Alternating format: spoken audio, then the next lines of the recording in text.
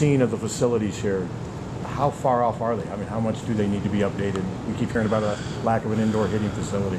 Well, I guess the way I want to phrase it is the Big Ten, the climate in the Big Ten has changed a lot in the last just 3 years. When Nebraska came in the league, I think it prompted a lot of people that hadn't done much in baseball to really start getting after it. So we went from maybe middle of the pack type situation, towards the bottom real quick.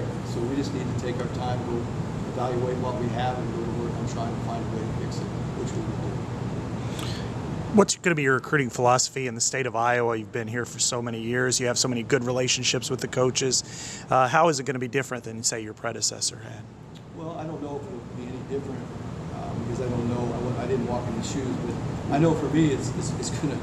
The hardest part's going to be picking the ones you want, just because I think they're going to have a chance to get a lot of kids that are going to want to come and be a part of this program. And I know that. I mean, I coached in the state for 10 years at Northern Iowa. I mean, it's tough to beat a kid from coming to Iowa. It's tough to get that kid to come to Iowa.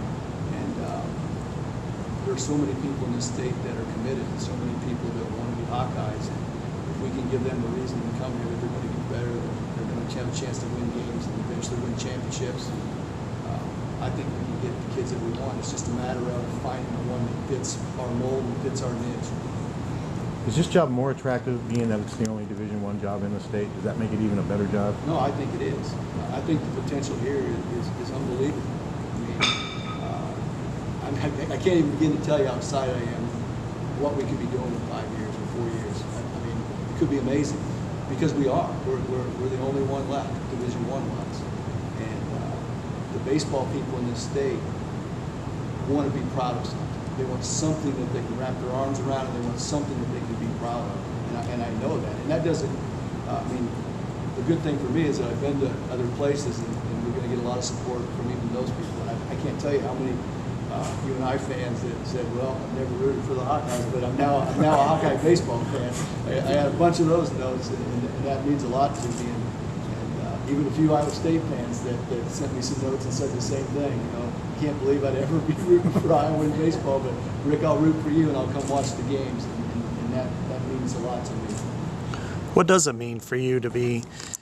You have so many relationships here, and then just going what happened at UNI 4 years ago, but for so many people to root for you, you got to feel pretty good about that. No, I feel great. I mean, I really do. I couldn't feel any more proud as I do today, because I feel like we've done things right the entire time. We've never compromised our ethics or our values to try to win in places that were tough, and we did the best we could with the resources we had, and we overachieved. And I always said if I ever got to a place where we had a loaded gun, philosophy will work even better. And I think we proved that a little bit at Indiana State, and I think it'll be even more significant here. What did you take away from that experience at Northern Iowa 4 years ago, and has it shaped any kind of philosophy or your mindset since then? Well, it obviously it made me tougher. It really did. I mean, that was as hard a thing as you could possibly go through. Let's face it, it was a difficult time in my life, but I think we handled it with class. I think we handled it with dignity. We took care of the ones that needed the most, the players, the families, the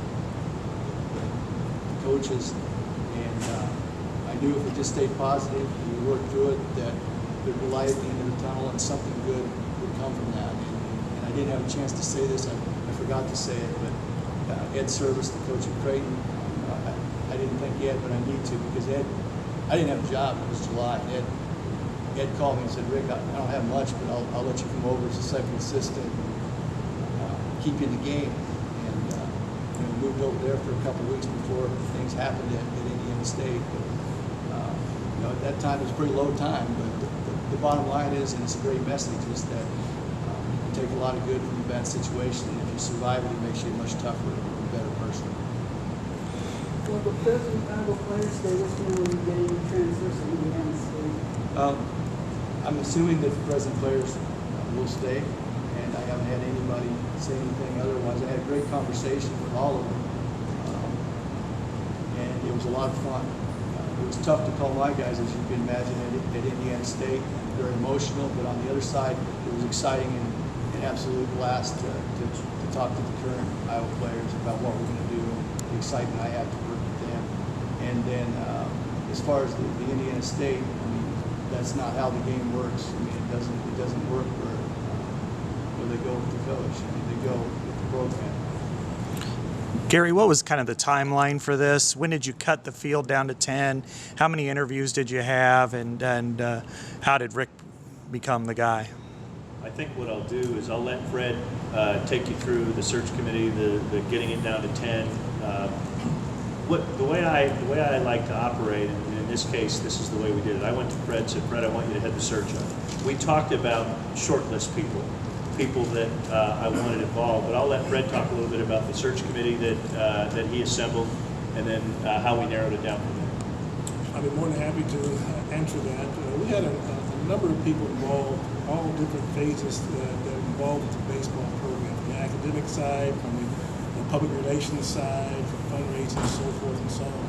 And I was blessed to have some people in the corner also that I could take advice from or get some information in regards to the various candidates we were looking at.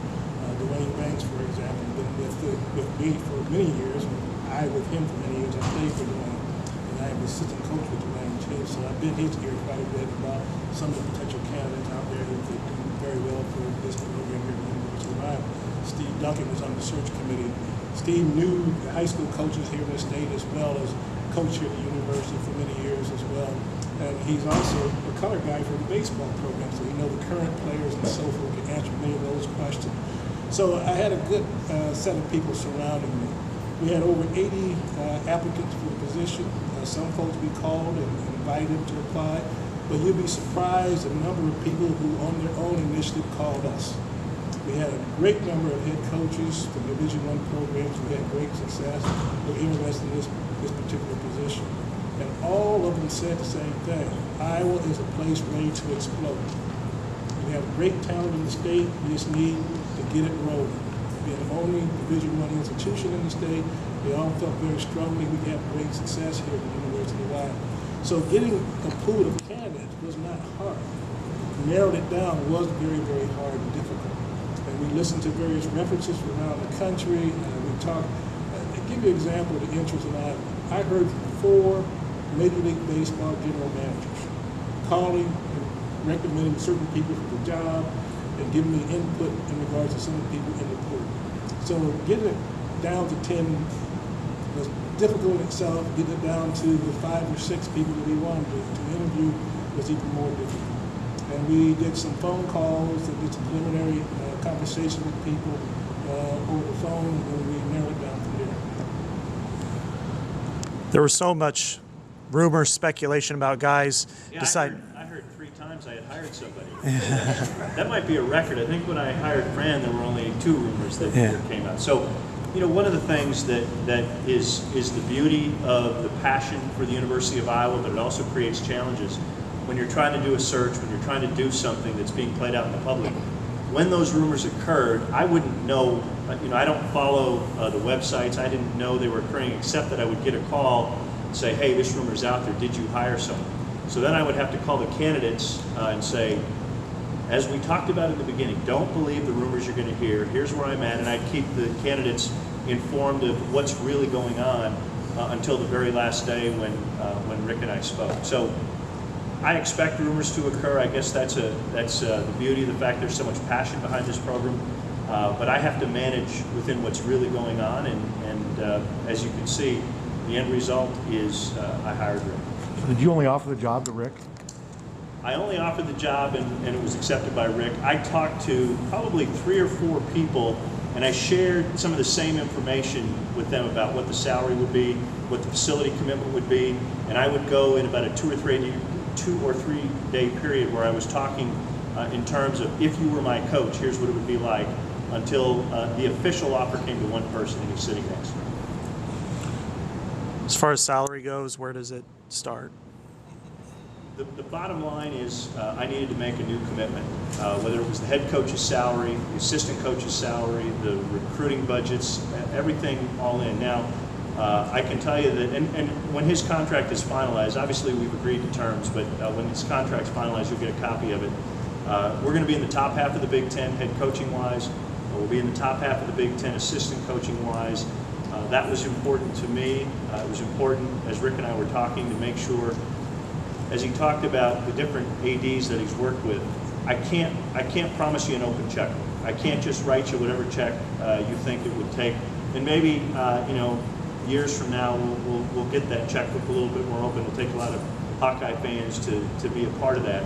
But here's what I can do, and it's strong. It's a strong statement that this partnership is underway, whether it's the salaries, whether it's the indoor facility that we're talking about and how hitting is going to be managed in that facility, and then ultimately what we do, whether we put turf into the current stadium short term and then build a new stadium, or do it all at once in the next few years. Rick and I have some ideas. We're not ready to launch them yet, but quickly we'll have that vision out so that we can go out to all of you and start raising money and get it done. But one way or another, together we know we're going to improve our facilities, and some of it will happen quickly, and some of it will happen not a long ways off, but maybe it'll take us a couple of years to get it. Rick, one of the things that you and Jack did that was absolutely outstanding when you were at UNI was the quarter class. Obviously, UNI isn't there anymore. Is there any thought of, I don't know, some really creativity in doing something up there at Memorial Stadium? Because that was awesome when you were up there. Thousands of fans for a good cause against great baseball. No, I agree. It's funny you bring that up because I was thinking about that today, who we could play and how we would make it work. And it's not an easy thing logistics-wise, but it's something that I'm definitely thinking about. And I agree. It was a great event. It'd be awesome if we could find a way to do something like that.